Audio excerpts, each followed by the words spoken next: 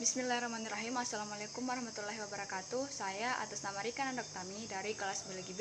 Di sini saya akan menjelaskan tentang pewarisan sifat. Nah, apa itu pewarisan sifat? Pewarisan sifat merupakan proses penurunan sifat dari induk atau parental kepada anakannya atau filial.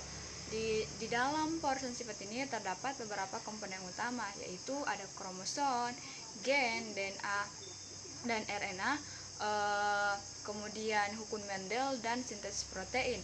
Yang pertama itu adalah kromosom, di mana kromosom ini merupakan komponen utama dalam proses pewarisan sifat.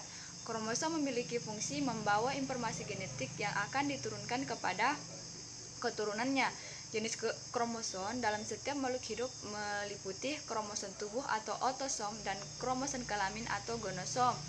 Kromosom tersusun oleh untaian DNA yang sangat panjang dan terkondensasi. Ini dimaksudkan agar DNA organisme lebih rapat dan kompak. Proses kondensasi ini dimaksudkan agar DNA organisme bisa muat di dalam inti sel. Otosom atau kromosom tubuh akan menentukan sifat-sifat pada makhluk hidup. Otosom pada manusia terdiri atas 22 pasang atau dengan kata lain berjumlah 44 buah. Gonosom atau kromosom kelamin berperan dalam menentukan jenis kelamin suatu makhluk hidup. Kromosom kelamin hanya berjumlah sepasang atau 2 buah. Pada manusia, kromosom XY menunjukkan bahwa jenis kelaminnya itu adalah laki-laki. Sedangkan jika kromosomnya XX, maka dia menentukan bahwa jenis kelaminnya adalah perempuan. Otosom dan gonosom memiliki pasangannya masing-masing. Kemudian gen merupakan unit paling kecil dalam materi genetik yang berperan dalam mengendalikan penurunan sifat. Karena kromosom memiliki 2 pasang lokus atau untuk satu jenis gen tertentu, maka tiap jenis gen yang menempati suatu lokus disebut sebagai alel. Nah, alel ini disimbolkan sebagai genotip. Karena genotip adalah sifat yang ada di dalam kromosom, genotip ini bersifat tersembunyi atau tidak nampak secara langsung. Meskipun genotip bersifat tidak nampak, namun genotip ini nantinya akan menentukan sifat luar yang nampak dari tubuh organisme atau disebut sebagai fenotip. Kemudian gen adalah bagian dari untaian DNA yang mengkodekan suatu protein atau RNA. Protein atau RNA ini yang nantinya dapat mempengaruhi sifat-sifat makhluk hidup. Sifat pada gen yaitu yang pertama mengandung informasi genetik, kemudian yang kedua terdapat dalam kromosom, yang ketiga terbentuk dari basa nitrogen dan beberapa sifat lainnya. Kemudian fungsi dari gen yang pertama menyampaikan informasi ke generasi berikutnya, kedua sebagai penentu sifat yang diturunkan, kemudian yang ketiga mengatur perkembangan dan metabolisme. Kemudian di dalam gen terdapat DNA dan RNA, di mana DNA adalah sebuah molekul yang mampu menyimpan dan menyalin informasi genetik, sedangkan RNA mewakili polinukleotida dan lain-lain yang menjadi perantara antara informasi genetik yang di bawah DNA dan ekspresi gen atau fenotip. Kemudian yang ketiga ada hukum Mendel. Nah, hukum Mendel ini adalah hukum mengenai pewarisan sifat pada organisme yang dijabarkan oleh Gregor John Mendel dalam karyanya yaitu Percobaan mengenai Persilangan Tanaman. Hukum ini terdiri atas 2 bagian. Yang pertama hukum pemisah atau segregation dari Mendel yang dikenal sebagai hukum pertama.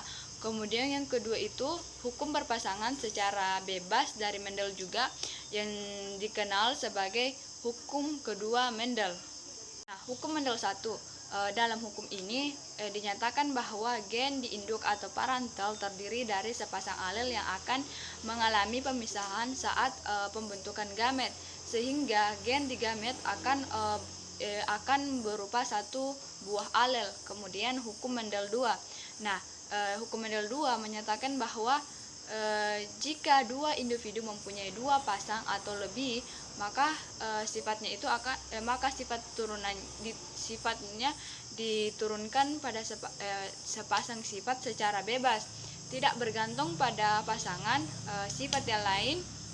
Dengan kata lain, alel dengan gen sifat yang berbeda tidak saling mempengaruhi. Kemudian yang terakhir adalah sintesis protein. Sintesis protein atau pembentukan protein, dia di sini memerlukan adanya molekul RNA yang merupakan materi genetik di dalam kromosom serta DNA sebagai pembawa sifat keturunan informasi genetik pada double helix DNA berupa kodon atau kode sandi atau kode genetika. Protein-protein yang terbentuk akan menyusun sebagian besar komponen di dalam tubuh. Contohnya seperti miosin, aktin, keratin, kolagen, hemoglobin, dan insulin. Nah, di dalam sintesis protein itu terdapat replikasi, transkripsi, dan transisi. Replikasi adalah proses pembuatan sintesis DNA baru atau penggandaan DNA di dalam nukleus pada saat replikasi berlangsung. DNA induk membentuk kopian DNA anak yang sama persis sehingga DNA induk ini berfungsi sebagai cetakan untuk pembentukan DNA baru. Kemudian pada proses transkripsi. Nah, pada tahap ini DNA akan membentuk RNA dengan cara menerjemahkan kode genetik dari DNA. Proses pembentukan RNA ini disebut sebagai transkripsi yang menghasilkan 3 macam RNA seperti yang kita ketahui, yaitu seperti mRNA, tRNA, rRNA. Transkripsi ini terjadi di dalam sitoplasma dan diawali dengan membukanya rantai ganda DNA melalui kerja enzim RNA polimerase. Nah, yang ketiga adalah translasi. Pada prokariota yang terdiri dari satu ruang, proses transkripsi dan translasi terjadi secara bersamaan. Translasi ini merupakan proses penerjemahan kodon-kodon mRNA menjadi polipeptida dalam proses translasi. Kode genetik merupakan aturan yang paling penting dalam kode genetika. Urutan nukleotida mRNA dibawa dalam gugus 3. Setiap gugus 3 disebut kodon. Dalam translasi, kodon dikenal dengan lengan antikodon yang terdapat pada tRNA. Demikianlah materi yang bisa saya jelaskan. Lebih dan kurangnya mohon dimaafkan. Akhir kata dari saya, wabillahi taufiq wal hidayah. Assalamualaikum warahmatullahi wabarakatuh.